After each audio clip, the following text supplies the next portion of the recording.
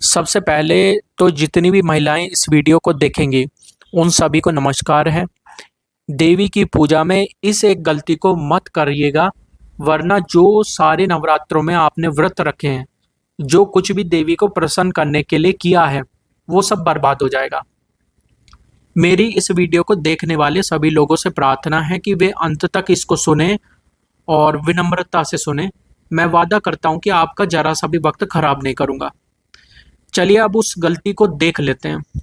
आजकल क्या प्रचलन चल रहा है कि देवी को अष्टमी या नवमी पर जब स्त्रियां मंदिर जाती हैं तो वे देवी को 16 श्रृंगार का डिब्बा एक मिलता है, उसको चढ़ाती हैं।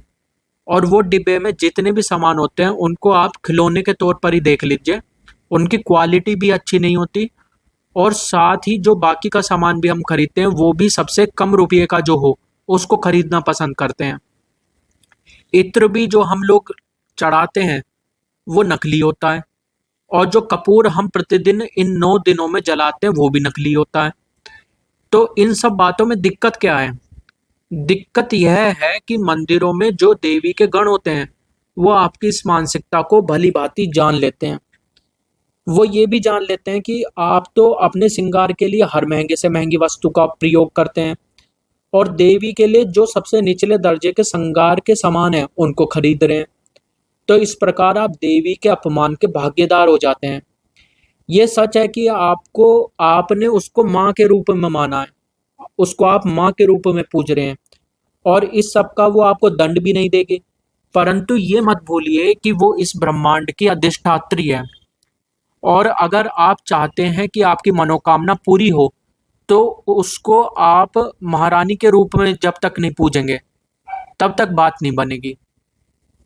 और नहीं तो देवी के जो गण हैं फिर वो भी अगर इसी सोच से काम करें और आपके साथ व्यवहार इसी प्रकार का करें तो वे देवी के गण भी तो ये कह सकते हैं कि आप तो देवी की संतान हो, आप लोग भी जितना मिला है उतने में ही जो खुश रहो। तो ऐसी सोच तो देवी के गण भी आपके प्रति रख सकते हैं। अब काफी सारे लोगों का ये सवाल होगा कि देवी तो स्वयं पहनती ही नहीं है, बस ये तो भाव के रूप में हम उनको चढ़ाते हैं। तो आप लोग भी तो गौर करके देखिए कि अगर आपको अपनी माँ के लिए कोई सामान खरीदना है तो आप सबसे सस्ता और घटिया सामान चढ़ाएंगे क्या? तो भाव तो इस दृष्टि से आपका भी अच्छा नहीं प्रतीत हो रहा। ये गलती के बारे में मैंने जिस जिसको भी बताया और जिस जिसने इस गलती को ठीक कर लिया, यकीन मानिए उन सभी लोगों ने मुझसे आकर के कहा कि हमारे नवरात्रे पिछली बार से बेहतर बने और हमें देवी की अधिक कृपा प्राप्त हुई। काफी सारे तो ऐसे साधक थे जिन्हें देवी का कोई अनुभव ही प्राप्त नहीं हो रहा था इतने सालों से, लेकिन इस गलती को ठीक करते ही उनको कम मंत्र जाप में ही देवी का अनुभव होने लगा। तो इस थोड़ी सी एक बारीक सी गलती को जो बिल्कुल भी महत्वपूर्ण नहीं लगती, अगर इसको आप ठीक कर लें तो इसका कितना बड़ा प्रभाव हो सकता है, ये मैंने आपको अभी बताया। दूसरा एक और कारण है कि जो असली चीजें होती हैं जैसे असली इत्र हो गया या असली कपूर हो गया, तो ये ऐसे पदार्थ हैं जो कि दिव्य शक्ति को आकर्षित करने की सामर्थ्य रखते हैं। पर जो नकली इत्र है आप देवी को चढ़ाते हैं या देवी के सामने आप जो नकली कपूर जलाते हैं उसमें कोई ऐसी गुण धर्म नहीं होता जिससे कि देवी शक्ति आकर्षित हो। उल्टा उससे जो धुआं पैदा होता है, क्योंकि वो सब केमिकल का बना होता है, तो उससे उनमें विकर्षण ही पैदा हो सकता है, उससे कोई देवी शक्ति आकर्षित नहीं होगी। तो इससे अच्छा तो आप इन चीजों का प्रयोग ना ही करें। उदाहरण के तौर पर समझिए, जैसे पैरासीटामोल की गोली है, अगर मैं उसी तरीके की एक नकली गोली या दवाई आपको हूबहू बना दूं तो क्या वह पैरासीटामोल की दवाई काम करेगी? क्या उससे आपका बुखार उतर जाएगा?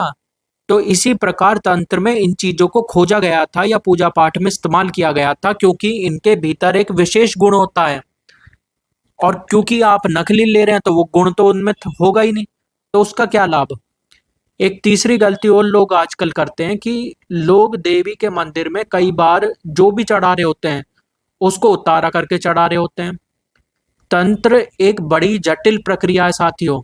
यदि आप तंत्र का पूरा ज्ञान नहीं रखते हैं तब आप इस प्रकार की हर चीज का उतारा करके नहीं चढ़ा सकते हैं।